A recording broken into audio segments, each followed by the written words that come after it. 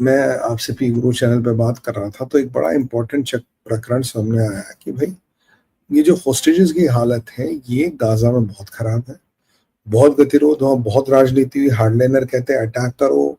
कुछ वेटरन्स और कुछ आईडीएफ के लोगों ने जुलूस निकाला। कुछ एक्स मोसाड सिनबेट कहते हैं, कह रहे लड़ाई रुको। ट्रम्प को कह रहे थे साहब आप लड़ाई रुकवाओ।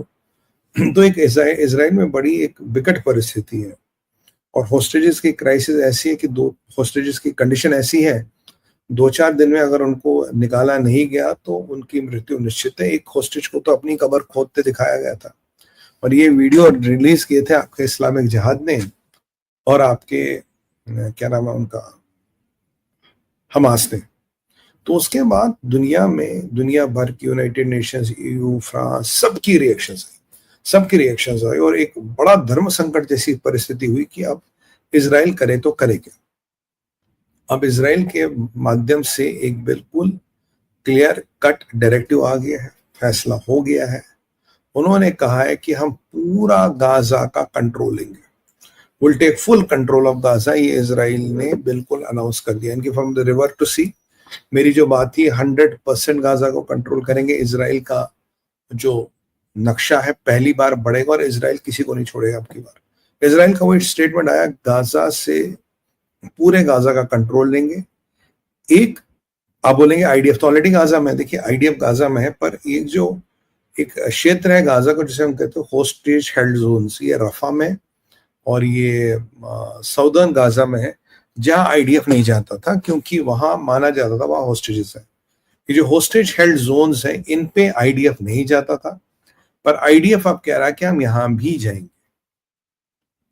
75% गाजा आईडीएफ के कब्जे में ऑलरेडी है, ठीक है। और अब भी जो हमास का रेजिस्टेंस है वो रफा में है, वो साउदर्न गाजा में। और बेसिकली जो टनल्स है अभी भी जो नीचे काफी टनल्स है। अभी थोड़ी देर पहले एक वीडियो आया था, रफा में एक और टनल नेटवर्क को बर्बाद कर दिया। मतलब यहाँ इतनी टनल्स है, मुझे लगता है कि अगर दुनिया में एक world Guinness book of world records में नाम डाला जाए किसने दुनिया में सबसे ज्यादा टनल्स बनाई, वो इन लोगों ने दुनिया में सबसे ज्यादा टनल्स बनाई है। तो यहाँ टनल्स के माध्यम से इनके पास कंट्रोल है और इन्हीं टनल्स के अंदर अनफॉर्चुनेटली उन होस्टेजेस को रखा गया है जिन होस्टेजेस की हम बात करते हैं। तो परिस्थिति अच्छी नहीं है, परिस्थिति बहुत ही विकट है और नेतन्याहू का कैबिनेट जो है वो भी डिवाइडेड है। नेतन्याहू साहब का कैबिनेट कहते हैं नहीं जी बात करो, डील करो, और जो हार्ड लाइन है मिनिस्टर्स हैं वो कहते हैं नहीं जी बिल्कुल आप अटैक करो और खत्म कर दो इनको। तो यहाँ कैबिनेट में भी एक डिवीजन पाया गया है और यहाँ जो हॉस्टेजेस की फैमिलीज हैं वो और आईडीएफ के वेटरन्स हैं, एक्स मोसाड के चीफ, शिनबिट के चीफ, वो कह रहे हैं कि भाई अगर हमने ये अटैक किया इस पे, जब बाकी 25% एरिया पे जिसे होस्टेज हेल्ड जोन कहते हैं, इसमें कैजुअलिटीज हो सकती है।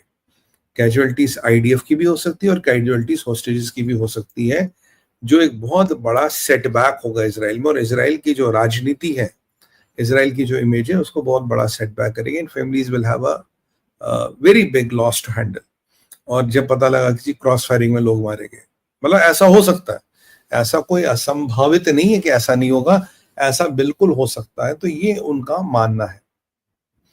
अब इजराइल, आप बोलेंगे अगर इजराइल ऐसा कर रहा तो क्यों कर रहा है, इजराइल को मिलेगा क्या? भाई ये समझने की बात है, इजराइल इतना बड़ा लिस्ट लेके जो आज तक नहीं किया, आप क्यों कर रहा? What is Israel going to get out of it? देखिए साउदर्न रफा में और गाजा में, साउदर्न गाजा में और रफा में अब भी हमास की चलती है और इजराइल चाहता है कि मैं हमास का टोटल सफाया कर दूं।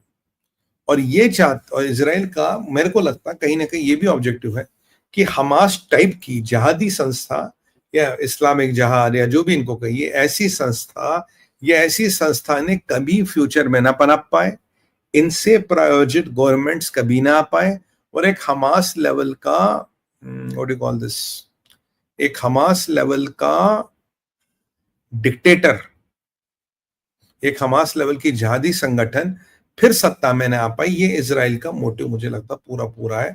हाँ, आपको इंटरनेशनल लेवल पे क्रिटिसिज्म सहना पड़ेगा, वो इजराइल सहने को तैयार है। इजराइल इज रेडी टू पे the penalty of criticism and all.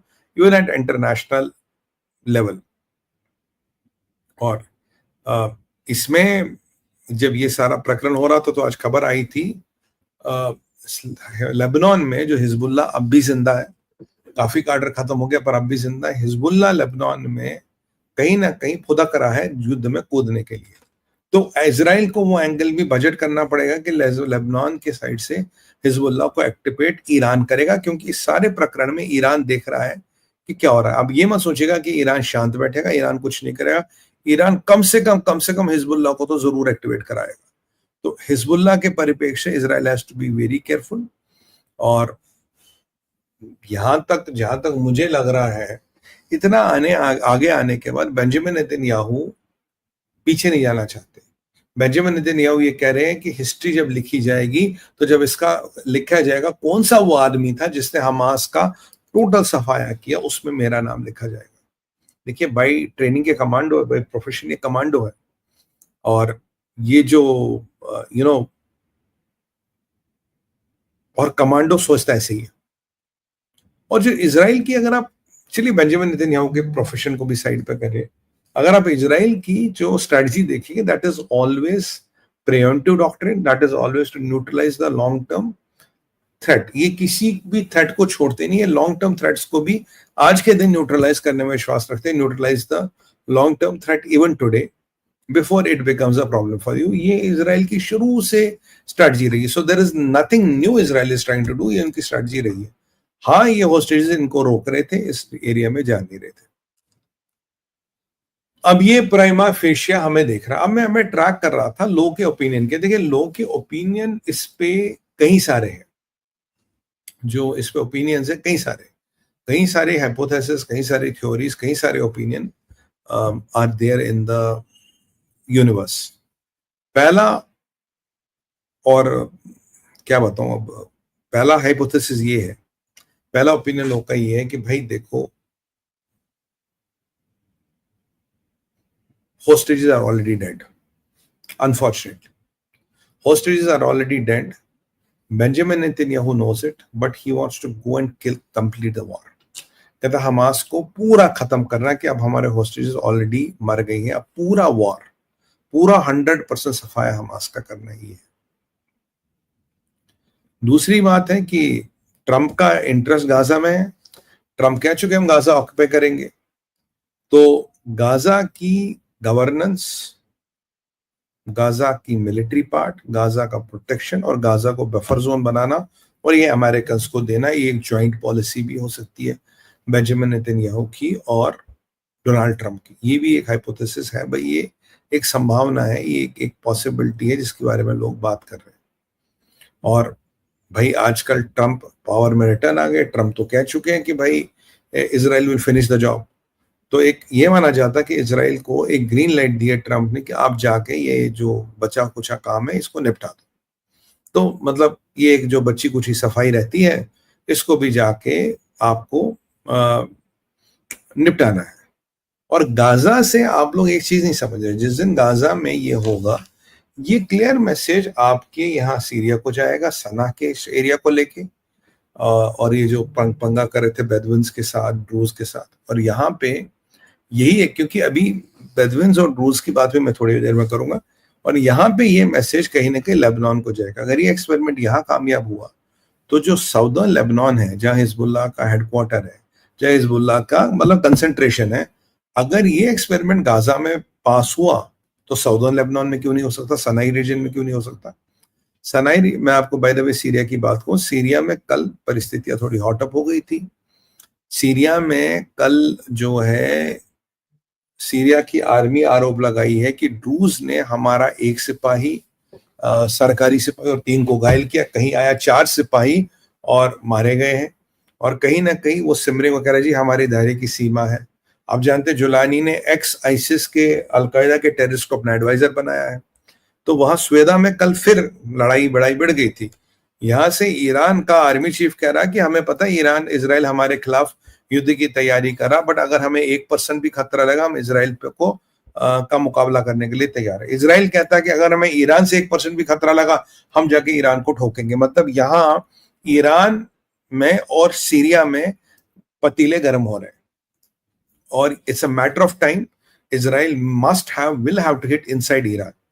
और वो ये होगा, मैंने आपको जो अब तक का आकलन बताया वो हुआ। मैंने कहा अब ये कहीं ना कहीं जाकर ये ईरान के अंदर भी हिट करेगा और ये चीजें जो है जो एक निर्णायक मोड़ तक पहुंचेगी। अब चीजें ये भी है कि क्या गाजा और ये जो आपका जिसे गाजा में जो हो रहा है, क्या ये आईडीएफ का प्लान है या शिनबेट या मोसाड का प्लान है, where IDF will be the distractor और रियल काम जो करेगा वो मोसाड के कमांडो यूनिट्स और शिनबेट के लोग का जो भी वहां एजेंडा होगा लॉन्ग टर्म सफाई, नॉट ओनली मिलिट्री सफाई। जब शिनबेट और मोसाड घुसेगा बहुत तरह की सफाई कर सकता है।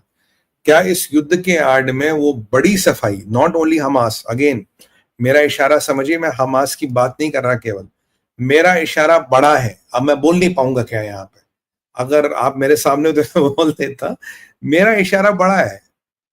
अगर वहां शिनबेट और मोसाड ऑपरेशन करेगा तो किसकी सफाई होगी वहां पे, किन किन की सफाई होगी और किस किस